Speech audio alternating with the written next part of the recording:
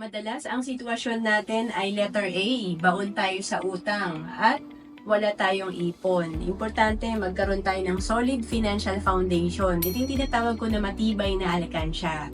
Meron tayong healthcare, protection or life insurance, nakakabayad tayo ng utang or zero debt tayo, may emergency fund at investment. At kaya hindi tayo nakakapagsimula kasi lagi nating sinasabi, next month na lang kaya.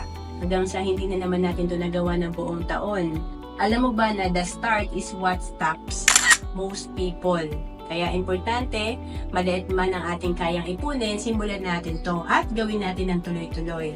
Kapag nakita natin na importante na bukod sa gumagastos tayo sa mga top corporations, pwede rin pala tayo maging investor ng mga top company na ito. Talagang may inspire tayo mag-ipon. And kung naghahanap ka kung saan ka pwede magsimula, pwede ka sa Kaiser kasi dito tatlo na yung meron ka. Ito rin yung sinimulan ko noong 2012. Meron ka ditong investment, healthcare at life insurance. 7 years ka na mag-iipon at for as low as 2,647 per month, pwede ka na magsimula sa Kaiser. To know more about Kaiser, message mo lang ako sa FB, Roan Celes Capistrano.